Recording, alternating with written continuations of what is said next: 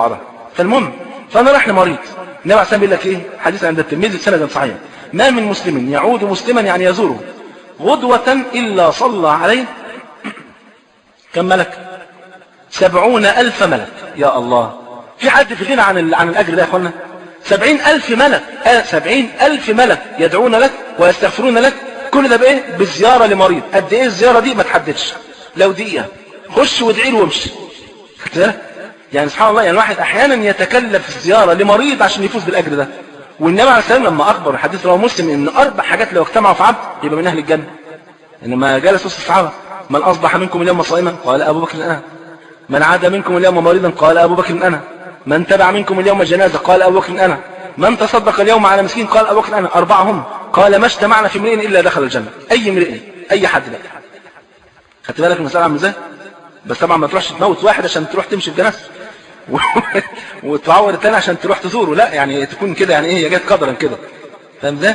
يبقى ايه؟ ما من مسلم يعود مسلما يعني يزوره غدوة إلا صلى عليه 70,000 ملك حتى يمسي. شوف اللفظ الحديث عامل ازاي. هو ما بيقولكش هيصلي عليه 70,000 ملك، تمام، مرة واحدة كده خلاص. وصلاة الملك طبعا بالنسبة للإنسان هم يستغفرون له، تمام. يعني الملائكة 70,000 دولت مش هيستغفروا لك مرة واحدة، لا ده هيقعدوا يستغفروا لك من الصبح بالليل. انت متخيل قد ايه؟ و70,000. طب لو زرت المريض ده بالليل هيستغفر لك من بالليل للصبح. يبقى نصيحتي زوره مرة بالليل ومرة الصبح، صح كده؟ عشان يفضل بقى 24 ساعة استغفار من الملائكة، من 70,000 ملك يا اخوان. ربنا يحفظنا يحفظه. يبقى ايه؟ وإن عاده عشية صلى عليه 70,000 ملك حتى يصبح. ومش كده وبس والله، خد اللي جاية دي بس بعد ما تصلي صلى الله عليه وسلم: وكان له خريف في الجنة.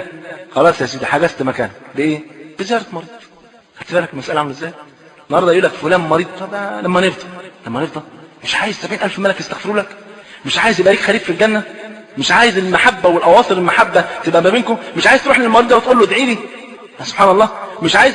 وبعدين برضه احنا بنوصي المريض برضه، لان في ثبت عند الحاكم بسند صحيح انه من دعا بدعاء يونس عليه السلام 40 مرة في مرضه فإن مات شهيدا.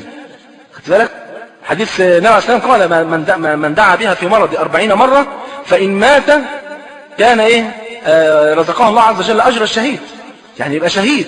تخيل سبحان الله بايه؟ بدعاء سيدنا يونس عليه السلام في أثناء المرض. فأنت لما تزور أخي شوف سبحان الله الأواصر بقى والمحبة، ربنا يبارك فيكم يا رب. طيب لو هذا المريض مات، شوف برضو النبي عليه السلام بيتابع معاك المسألة. عايزك تتابع معاه المسألة عامله ازاي في مرضه. اهو الأجر اهو. طب مات، شوف الأجر بقى عامل ازاي. طب رحت تتعزل، شوف الأجر عامل ازاي. طب انت اللي تغسله، كل ده ليه أجر، شوف الأجر عامل ازاي. حديث رواه أحمد بسند صحيح. النبي عليه السلام قال ايه؟ من تبع جنازة حتى يصلى عليها كان له من الأجر قيراط، ومن مشي مع الجنازة حتى تدفن كان له من الأجر قيراطان، والقيراط مثل أحد أي مثل جبل أحد. يبقى أنت لما تروح تصلي على الجنازة وتروح الدفنة تحضرها يبقى ليك كم قيراط؟ قيراطين من الحسنات. القيراط قد جبل أحد. صدق حبيبك ولا لا؟ صلى الله عليه وسلم. طيب النهارده بقى ايه؟ رحت بقى وحضرت الكلام ده كله. طب انت ما لحقتش الدفنة، عايز تعز، تمام. والعزاء زي ما قلنا بقى، لا هنعمل صوان ولا هنجيب واحد ما شاء الله ياخد 10,000 جنيه في الصوان. الكلام ده كله بدع، ولا في حاجه اسمها خميس اول ولا الثانيه ولا ثالث ولا 40 ولا السنويه. كل الكلام ده ليس له اصل في الاسلام. هو العزاء 3 ايام فقط، وفي اي مكان. ما عرضكش مكان، يعني ما عرضكش مخصوص عشان تعزيه. لا يا اخي، اذا كنت انا تعبان طبعا مش قادر اخرج، خلاص ماشي انا قاعد في بيتي. انما قادر اخرج ما فيش مشكله، عزيني في الشارع، في المسجد، في البيت، في اي مكان. خدت بالك؟ فالنبي عليه الصلاه والسلام ايه؟ والحديث بمجموع طرق حسن كما قال الشيخ الألباني في الإرواء رحمه الله رحمة واسعة.